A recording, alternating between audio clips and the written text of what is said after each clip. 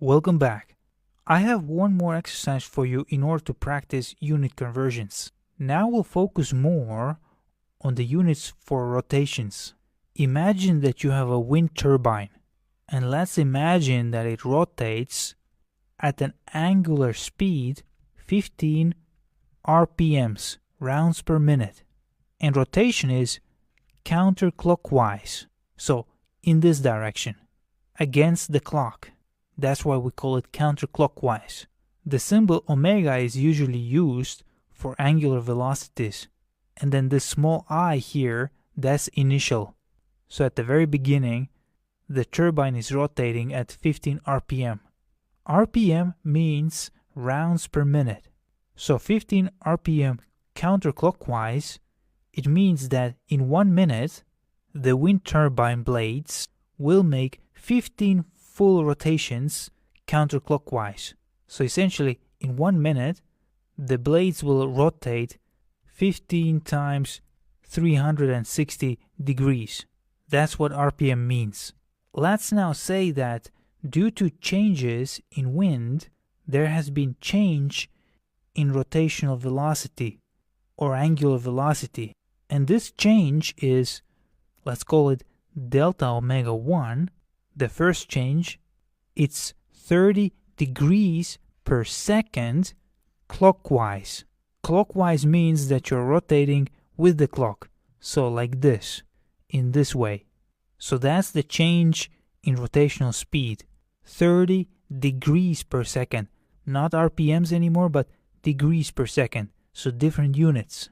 First of all, the turbine rotates at 15 RPMs counterclockwise, and then the angular velocity changes by 30 degrees per second in the clockwise direction. And then after some time, it changes again. Only this time, this changes, let's call it delta omega 2.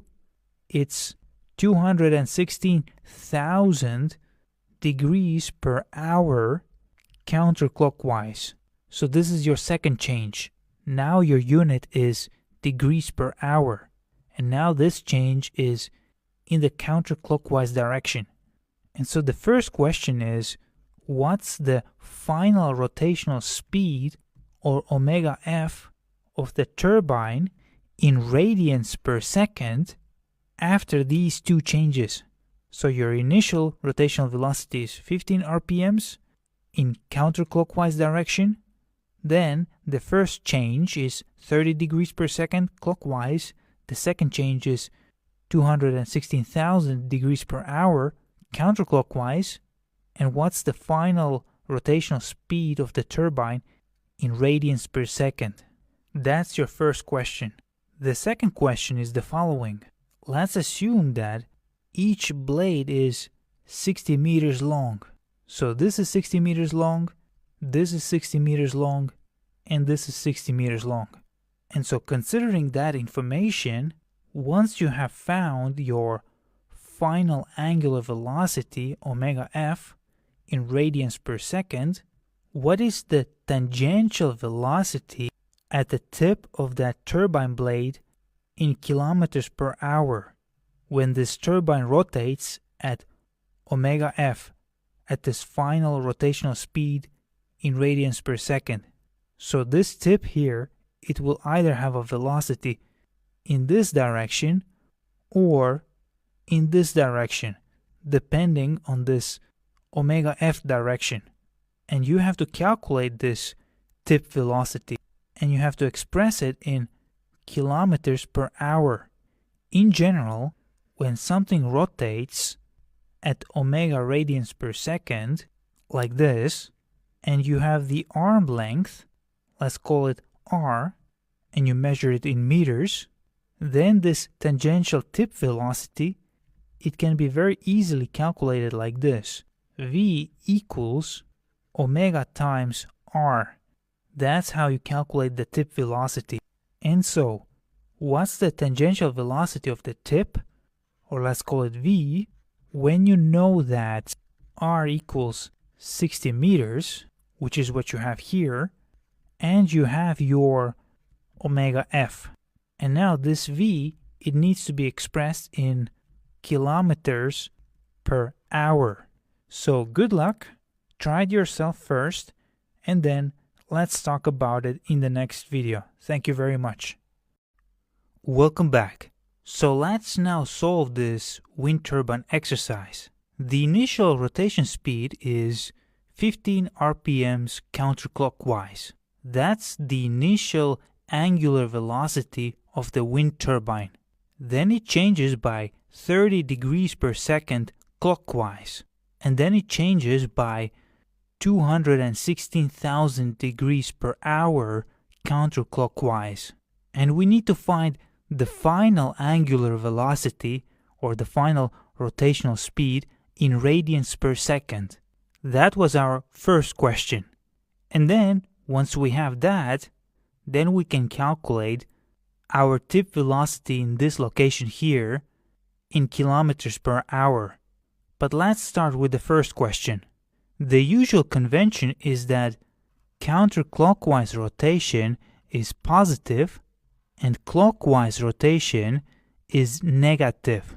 So the final rotation speed can be calculated like this.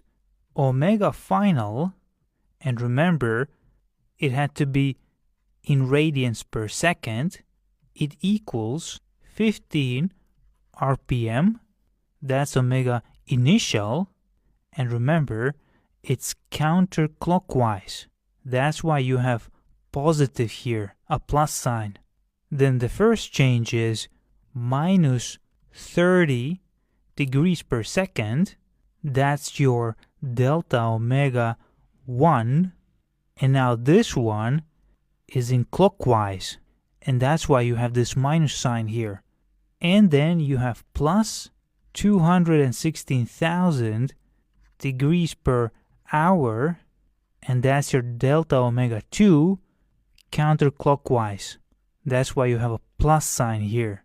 However, in this form, it doesn't make sense because each term has different units. So first of all, we need to convert all terms to having one unit only. Since the final answer needs to be in radians per second, then we might as well make all the terms have radians per second. And so we know that if we have one full circle, then in radians, this one full circle, it would be 2 pi radians. And so that means that the first term, omega I, which is this one here, it would be 15 rounds per minute. So this rounds per minute, that's your RPM. You see? Rounds per minute. But now we don't want to have rounds and we don't want to have minutes. We want to have, however, radians and seconds. So we need to cancel out rounds and minutes. And we can do it like this. We can create a ratio here, and I can write here 1 round, and here I will write 2 pi radians. Or if I want to, I can write here 2 rounds and 4 pi radians. Then 2 and 4, they will cancel out, and here I will have 2, and here I will have 1. Or I can write 10 rounds and 20 pi radians. And then this will be 1, and this will be 2. So you see, it doesn't matter. So I will write here 1 round and 2 pi radians. And then I will also create another ratio, and I will write here 1 minute, and here 60 seconds. Or I could have written here 2 minutes, and then 120 seconds, and then I could have simplified them. This would be 1, and this would be 60. And so now I can cancel out the rounds and the minutes, and I'm left with radians and seconds. So I will have 15 times 2 pi over 60, and that will give me pi over 2 radians per second. Of course, pi is approximately 3.14, but let's keep pi here in order to preserve precision. So 15 RPMs counterclockwise, that's pi over 2 radians per second counterclockwise. So the rotation is positive. Then we had delta omega 1, and that's minus 30 degrees per second. It's minus because it's clockwise, and it's a change of the angular velocity. And again, we want to convert it to radians per second. We already have seconds here, but we need to cancel out the degrees and replace it with radians. So again, I will have a ratio here. And so what I also know is that 2 pi radians, it's equivalent to 360 degrees, because 360 degrees is also full rotation. So I will have here 360 degrees, and here 2 pi radians. I can cancel out the degrees, and I will have minus 30 times 2 pi over 360, and that will result in minus pi over 6 radians per second. Or you can also say that it's pi over 6 radians per second clockwise. Remember, this is counterclockwise and this is clockwise. Finally, you have delta omega 2 equals 216,000 degrees per hour. I don't want to have degrees, I don't want to have hours. What I need is radians and seconds. So again, I will have a ratio here. I will say that 360 degrees, it's 2 pi radians. And I will also say that 1 hour has 3,600 seconds. And so just like we canceled out the degrees here, in the same way we will cancel them out here, and now we will also cancel out the hours. And so you're left with 216,000 times 2 pi over 360 times 3600.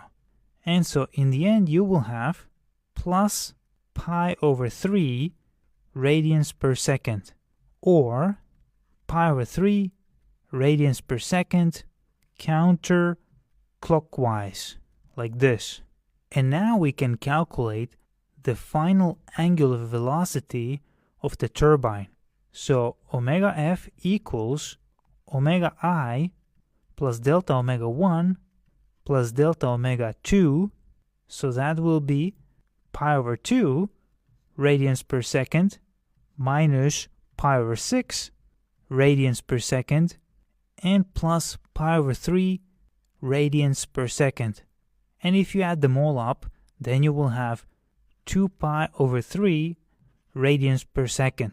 This number is positive because it ends up being counterclockwise. This number is approximately 2.09 radians per second. But again, it's better to keep this number in this form because then you will not lose the precision. Just keep your pi here, and if you really need to convert this number into something like this, like 2.09, then you can always take this pi and replace it with this number. But unless it's extremely necessary, then it's better if you just keep this pi in this form. So that's the final answer for the first question. This turbine, after all these changes, rotates at 2 pi over 3 radians per second counterclockwise. Welcome back. So now let's do the second one. In the second question, we have to compute the tangential velocity at the tip of the blade in kilometers per hour when the turbine rotates at the final rotational speed. And you already know that the final rotational speed is 2 pi over 3 radians per second. You also know that each blade is 60 meters long. Therefore, the tangential velocity at the tip, it will be omega f times, and then I'm going to put here r, it means radius. In this context, the radius here is 60 meters. So you can imagine that when your turbine is rotating, then this 60 meter here that you see, this is your r, this is your radius, the radius of this circle. And so that means that your v, it's 2 pi over 3 radians per second times 60 meters. So this one is this one, and this one it's this one, and all that, it will give you 40 pi meters per second, or approximately 126 meters per second. But again, if you can, then just leave your pi here in this form. But now you might ask, wait a minute, where did this radians go? Shouldn't it be v equals 40 pi and then radians times meters over second? Shouldn't this be my unit? And shouldn't I do something to get rid of my radians as well? Well, let's see how we get the radians in the first place. Let's write it out in the fundamental SI units. When you have a perfect circle, then this perfect circle has a circumference, let's call it C, and we measure that in meters. The circumference is simply the length of this white line. And this circle also has a diameter, and we measure diameter in meters as well. Both are in meters. And then you know that pi radians equals the circumference that is measured in meters over the diameter that is also measured in meters. So this pi radians, it's just the universal ratio of a circle's circumference and its diameter. And this ratio happens to be the same for all perfect circles. And the value of this ratio is pi radians, or approximately 3.14. Since it's a ratio of a circle's circumference and its diameter, the unit of radians can be written in this form: meters over meters. You can see it here. Pi radians equals C over D, meters over meters. That's the unit. But this meter over meter, you can cancel them out. That really means that radians is actually dimensionless. And so when we go back to our velocity, which is here, then yes, we can write it like this: 40 pi radians times meters over second. However, if we write it down like this, where we include the radians here, then we have to remember that this radians, it's actually meters over meters, and then you also have meters here, it's this one, and so your unit looks like this: meters over meter times meter, and all that over second. But of course I can cancel out these meters here, and so you're only left with meters over second. And that's why I can simply omit radians. It's dimensionless. But of course, this velocity at omega f radians per second, it's expressed in meters per second. But we needed to express this velocity in kilometers per hour. However, it's very easy to make this conversion. Again, we're going to take this 40 pi, which is in meters per second, and we're going to multiply it by a ratio. We know that 1 kilometer, it's 1,000 meters, and we also know that 1 hour is 3,600 seconds. And so now we can cancel out the seconds and also the meters, and you're left with kilometers per hour. And so you will have 40 pi times 3600 over 1000. That will give you 144 pi kilometers per hour. That's approximately 452 kilometers per hour. So that's pretty fast. And there you go. This is your answer for question 2. In general, as you can see, it's very easy to convert units using these ratios. You simply cancel out the units that you don't need and you leave those that you do need. Therefore, I encourage you to always use this method. From my experience, this method reduces the chances that you would make a mistake in unit conversions by a lot. And with that, we have concluded the section of general principles for statics and dynamics. Starting from the next section, we will start focusing on the mechanics problems, either it's statics or dynamics, depending on the course you are enrolled in. Thank you very much.